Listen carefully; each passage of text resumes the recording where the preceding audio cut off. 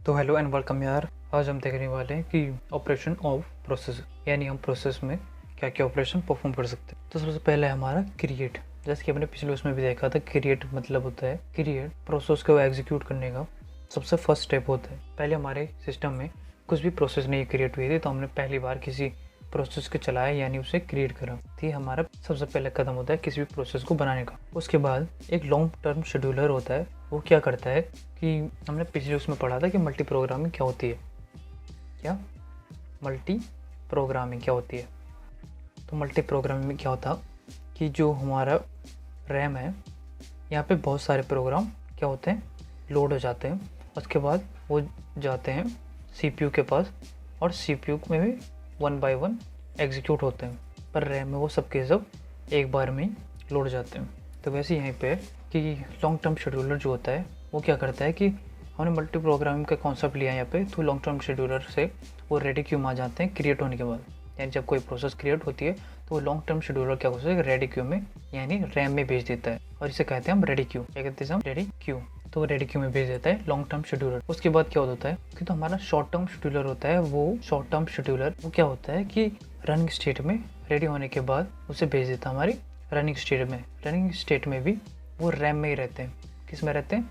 RAM में। तो क्योंकि जो रैम होती है वो प्राइमरी मेमोरी होती है, काफ़ी फास्ट होती है, तो इसलिए जो अधिकतर प्रोसेस होते हैं वो रैम में रहते हैं इन रनिंग टेस्ट स्टेट में। पर अगर हमें उसे सेव करने के लिए काफ़ी टाइम के लिए रखना हो तब हो जाती है सेकेंडरी स्टोरेज डिवाइस में, जो कि हार्ड ड्राइव हो सकती है, एसएसडी हो सकती है, पर प्राइमरी वो रैम में रहती है। और रनिंग में वो सीपीयू द्वारा एग्जीक्यूट होती है, पर रहती है वो रैम में। और उसके बाद क्रिएट होने के बाद लॉन्ग टर्म शेड्यूलर ने उसे हमारे रैम में यानी रेडी क्यू में भेज दिया। उसके बाद शॉर्ट टर्म शेड्यूलर ने क्या करा कि उसे रनिंग करने के लिए हमारे सीपीयू ने एग्जीक्यूट करके उसे रनिंग स्टेट में लाया, और वो भी रैम में है। तो उसके बाद क्या होगा कि हमने कोई फाइल एग्जीक्यूट करी है और उसे हमसे कोई इन्फॉर्मेशन चाहिए, टेक्स्ट इन्फॉर्मेशन चाहिए कि अपना यहाँ पर नाम डालो, फ़ोन नंबर, आईडी यूडी, ये सब इन्फॉर्मेशन डालो अपनी। तो हमें उसमें किसकी ज़रूरत है? कीबोर्ड की ज़रूरत है, कीबोर्ड की ज़रूरत है। यानी कीबोर्ड क्या है?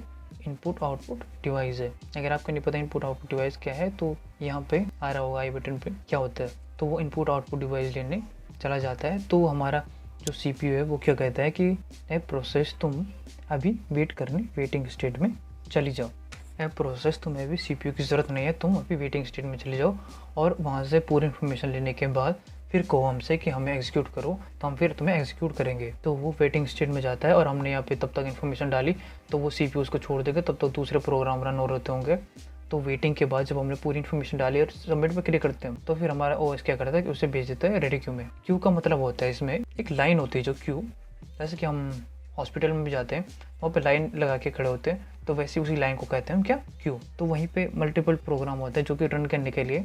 मल्टी प्रोग्राम में क्या होता है कि जैसे कि हमें बताया कि सबको लोड कर देते हैं रैम में, तो फिर वहाँ से वो एक एक करके जाते हैं सीपीयू से। तो वैसे यहाँ पे क्यू में खड़े हैं यानी लाइन में खड़े हैं कि हमें रन करो, तो वो एक एक जाते हैं सीपीयू से रन होने, और फिर रन होके वो काम पूरा हो जाने के बाद टर्मिनेट हो जाते हैं। और टर्मिनेट होने के बाद उससे जो भी हमने रिसोर्सेज दिए, चाहे वो सीपीयू हो, मेमोरी हो, या फिर कोई भी और इनपुट आउटपुट डिवाइस हो, वो हम उससे डीलोकेट कर देते हैं यानी ले लेते हैं। ये हुआ पहला केस। सेकंड केस क्या हो कि अगर माना हम कोई प्रोसेस चला रहे हैं, हमने प्रोसेस चलाई, परंतु क्या हुआ कि हमारे एक इम्पॉर्टेंट प्रोसेस आ गया। प्रोसेस का मतलब कि हमने कोई प्रोग्राम चलाया है और वो प्रोसेस यानी रनिंग स्टेट में, तभी क्या हुआ कि दूसरा ऐसा प्रोसेस आ गया कि जो इससे भी ज़्यादा इंपॉर्टेंट है। यानी हमने चलाया है जैसे MS पेंट चलाया हमने, और तभी क्या हुआ कि हमारी एक इंपॉर्टेंट चीज़ है जो कि सिस्टम की है, यानी कुछ ऐसी चीज़ आ जाएगी जो सिस्टम की ज़्यादा इंपॉर्टेंट है, उसे पहले चलाना होगा। तो क्या होता है इसमें कि रेडी क्यू से जो रनिंग क्यू में पहुंच तो गई वो चीज़, जैसे कि हमने MS पेंट है वो रनिंग स्टेट में तो पहुंच तो गया। इस सेकंड में देख रहे हैं हम कि क्या होता है। तो रनिंग स्टेट में तो पहुंच गई वो MS पेंट, परंतु क्या हुआ कि हमारे एक सिस्टम ने इम्पोर्टेंट प्रोग्राम को रन करा क्योंकि वो बहुत ज़रूरी था। अगर वो नहीं चलता तो हमारा सिस्टम क्रैश हो सकता था। तो उसने उसे क्या करा कि जो ये हमारा माइक्रोसॉफ्ट का जो पेंट है हमारा है, इसे क्या करा कि इसे रनिंग से भेज दिया सीधे रेडी क्यू में। बोला कि तुम वहाँ पे इंतज़ार करो जब तक ये जो हमारा सिस्टम का है वो रन होता है। और सिस्टम का वो रन होने के बाद जब सिस्टम का जो इंपॉर्टेंट प्रोग्राम था वो रन हो गया, उसके बाद उसे वहाँ से फिर रैम से हमने रनिंग में डाल दिया। तो ये जो इसकी वजह से, किसकी वजह से? सिस्टम यानी जो इम्पोर्टेंट प्रोग्राम की वजह से हमने MS पेंट को वहाँ डाला था रनिंग से रेडी में। तो इसे कहते हैं हम प्रीएम्पशन। क्या कहते हैं? प्रीएम्पशन। मतलब क्या है इसका कि कि अगर कोई इंपॉर्टेंट चीज़ आ जाए और पिछले जो प्रोग्राम चल रहा हो, यानी रनिंग जो प्रोग्राम चल रहा हो, उसको रनिंग स्टेट से हम डाल देंगे रेडी में, और जो सिस्टम का जो प्रोग्राम है या फिर जो इंपॉर्टेंट प्रोग्राम है उसको हम रन करने लग जाएं, तो उसे कहते हैं हम प्रीएम्पशन। यानी किसी इंपॉर्टेंट वीआईपी की वजह से हमने जो रनिंग स्टेट में प्रोग्राम था उसको हमने रेडी स्टेट में भेज दिया और उस वीआईपी प्रोग्राम को रनिंग में लाने लगे।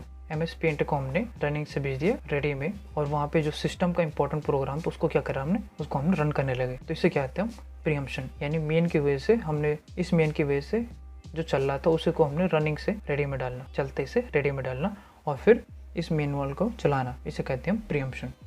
यानी नॉर्मल टास्क से पहले कोई प्रोग्राम इंपॉर्टेंट है उसे चलाना, तो उसके लिए जगह खाली करनी होती है, तो उसे कहते हैं प्रीएम्पशन। और अगर कोई प्रोग्राम पूरा चल गया तो उसके बाद जो होता है टर्मिनेट हो जाता है, तो उसे कहते हैं हम टर्मिनेशन।